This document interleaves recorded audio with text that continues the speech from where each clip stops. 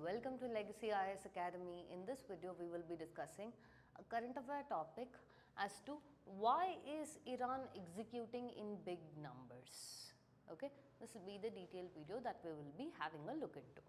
Now, first and foremost, what is this word? Executions in Iran, a systemic pattern. First of all, let's delve into certain basics. Execution. Execution as in state approved death penalty.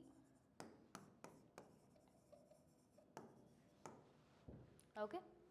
So now keeping this in mind, okay, state has approved for death penalty. On what grounds can a state impose death penalty? Right. So there should be certain ways. Let's say you have gone against this, there is a written set of laws and you have violated that because of that, or you have let's say you have committed a mass murder, genocide, rape. So basically you have created atrocities against human beings. Understanding, in that case of scenario, certain places still have death penalty. So here death penalty is not what we are talking about. The issue about the video, in the starting only I will mention, it is not about whether death penalty is needed or not. On what and all grounds are you giving the death penalty? In Iran we are taking a case study and we are examining the scenario is because Iran is using death penalty as an authoritarian law wherein they are trying to make sure there is order, obedience and submissiveness in the place so as to make sure no one questions the authority. The political opposition which asks for, let's say, the fall of the regime against them, for worker rights, for human rights, and worst of all, there has been public executions. One of the reasons we are discussing about this is the way and for the reasons if someone is speaking against the regime, death penalty. Someone participated in 2022 protests, now they are in imminent, that is they are in line for death penalty. And when you say public execution, when you are hanging a person in public, imagine the psychological trauma that it would have on women, children, etc. Right? And your UN has held that this year alone, that is from the 2025 starting alone, up until August 28th, there is more than 800 odd executions this year alone. And they are telling the reason it is alarming is this may not be the right figures because there is lack of transparency. It could be even way more or off the limits. Understanding?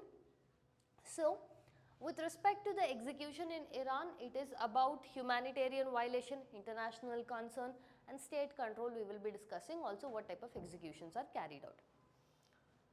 Look at this.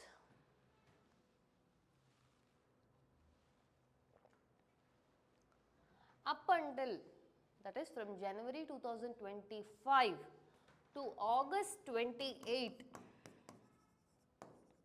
2025, 841 confirmed executions, and this the United Nations is holding that this is very less of a number because it has not been transparent and it could be way more than that. And one of the reasons they are very much criticizing this is because there are a lot of wrongful executions. In July, that is July 2025 alone, there were 110 executions, which is double what it was in the previous year. Now, if you see the executions that is or death penalty that is levied is given completely by the state to intimidate the people for complete obedience. First thing. Second thing, they are targeting the ethnic minorities of Kurds, Baluchis and migrants. Understanding? So they are targeting the ethnic minorities. So when these are involved, it no longer looks like a death penalty but rather a genocide. Now public execution and what is the psychological impact it has? First and foremost, there has been 7 public executions. in the documented cases, all this what we are speaking about only is in documented cases. We don't know what much or what is the reality. When the public execution is carried out, this creates a psychological trauma for the civilians, including the most vulnerable sections. Understanding? Look at this.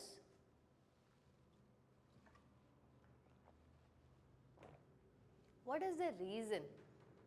On what grounds have death penalty been given? We will be dividing it into sections to see. First and foremost, as of now, presently there are 11 members who are facing imminent execution. They are next in line. Majority of them are political prisoners, people who have walked from People's Mujahideen group. Next is because 6 individuals are booked under armed rebellion charges.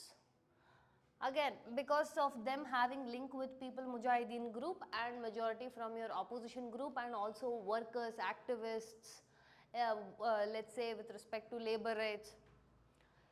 Then 2022 protest. Whoever took part in the protest, 5 individuals are put or on the imminent threat of death penalty because they took part in the protest. What was the protest about? Workers' rights. This is the popular case with regard to your Sharifi Mohammadi. So this is how the death penalty is being given because people took part in a protest. Now, how is international law viewing this? First and foremost, if you see, right to life and death penalty do not sit well with each other, meaning your right to life is not guaranteed in death penalty. What we are trying to tell is every human being deserves a shot at a right to life. Your international conventions also agree to that. But as long as death penalty is there, that right can never be guaranteed. Understanding? United Nations is giving a warning about wrongful executions and calling it as unacceptable risks. Understanding? Look at this.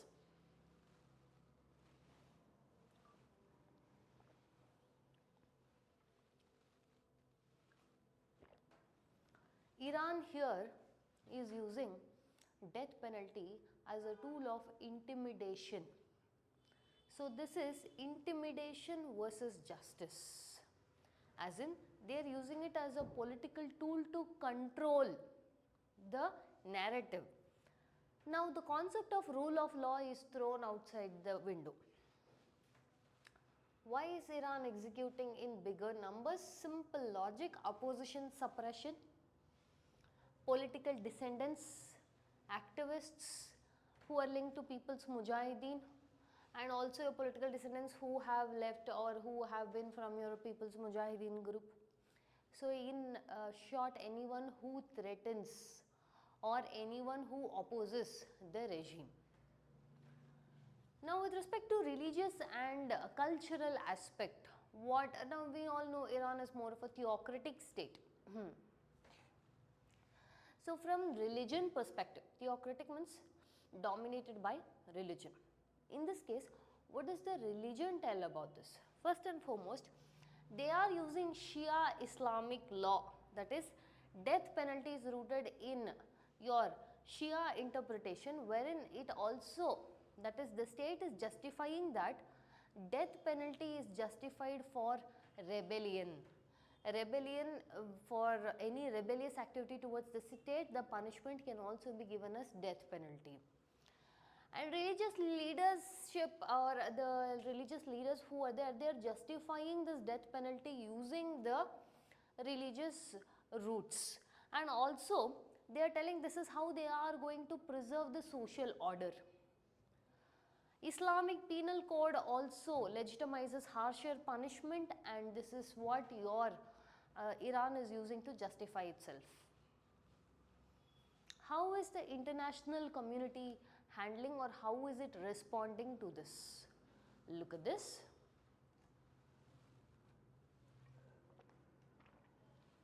There is good amount of sanctions levied. and also your West largely is trying to isolate your Iran, and it is also bringing a huge amount of civil unrest, social unrest, societal uproar.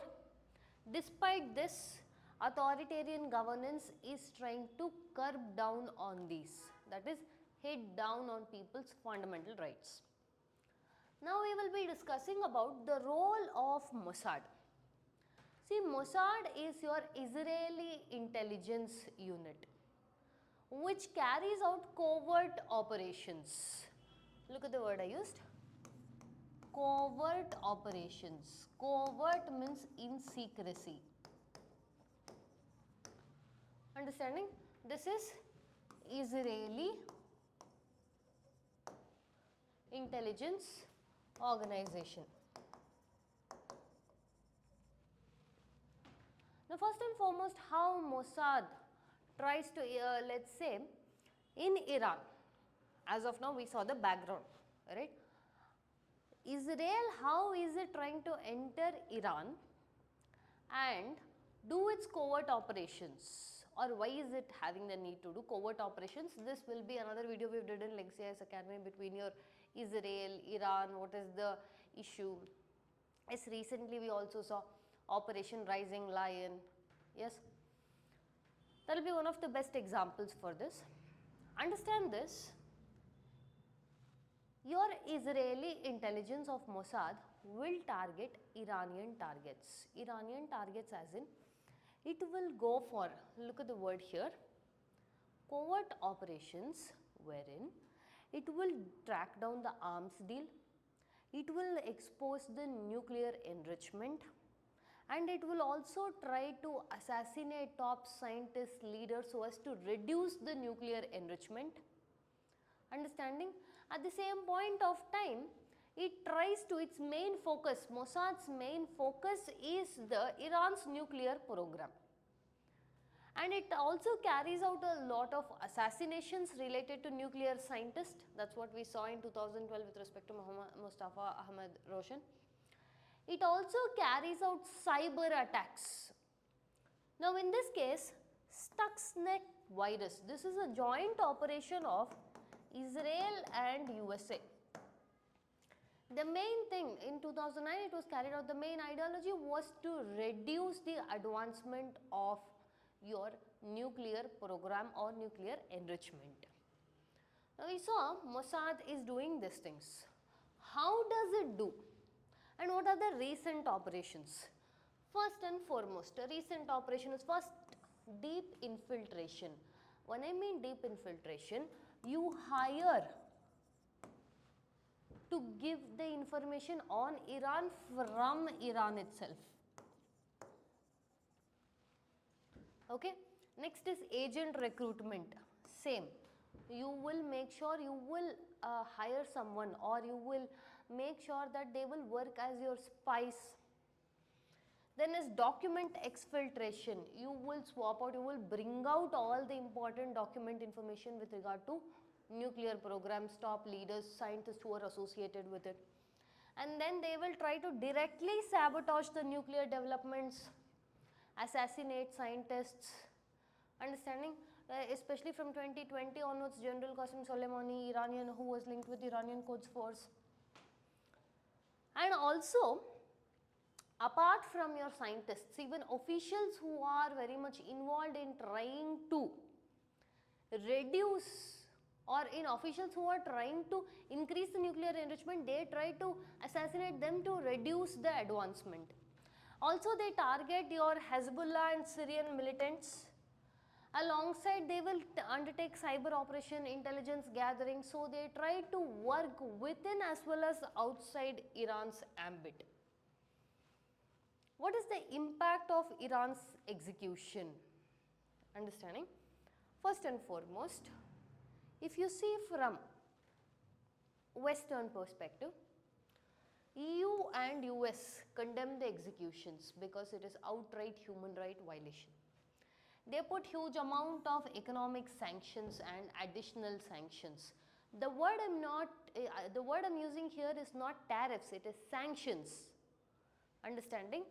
So which means sanctions are given when you are not following the proper order, when you are doing something bad, when they want you to forbid or stop doing that.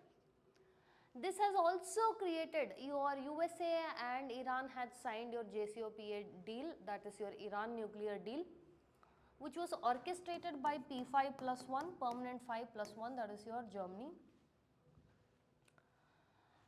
This because of your Iran resuming its nuclear enrichment and also US President Donald Trump pulling out of your Iran nuclear deal further has dented the Iran's credibility of reducing nuclear enrichment. If you see with respect to regional reactions, we saw from international or Western powers, regionally, your Gulf Cooperation Council criticizes Iran's humanitarian rights record. The Middle Eastern countries such as Saudi Arabia also sees the growth of Iran as a threat, especially to its own backyard Hezbollah, which is being sponsored by your Iran. Turkey and Russia also have similar view with respect to humanitarian violence, but they remain wary of Iran's domestic policies, and outright they do not, let's say in this case itself, they are more like not against but not for. How is Iran dealing with this? So much pressure, economic sanctions, regional isolation, Western isolation. First and foremost, Iran uses resistance domestically and also to your geopolitical neighbors. Look at this.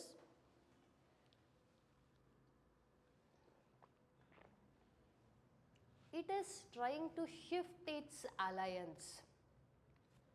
The West is trying to isolate. Iran is trying to move closer towards who is the opposing force for your West? Russia, China, right? Previous case I told you, Russia is neither for nor against. We saw that in your Operation Rising Lion itself.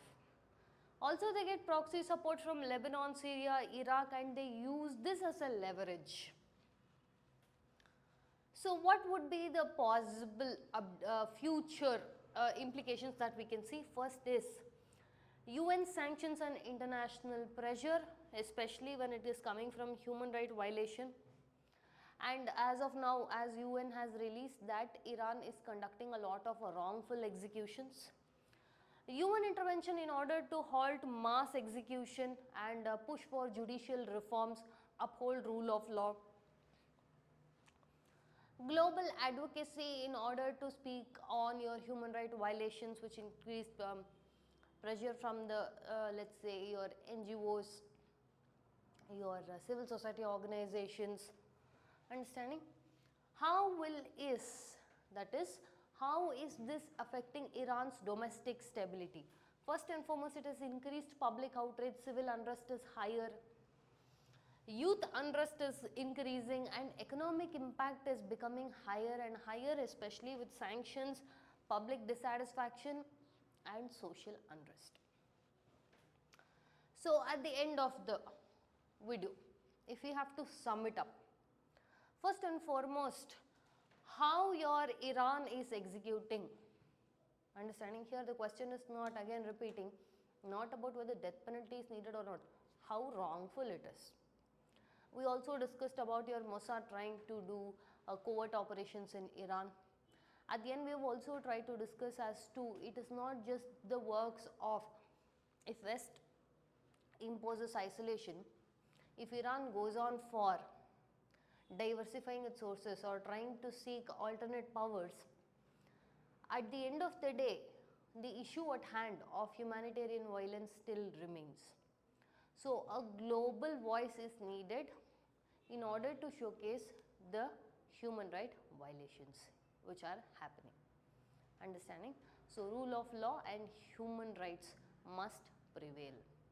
With this, we come to the end of the video. If you like our channel, subscribe to our channel, like it and share it along with your friends.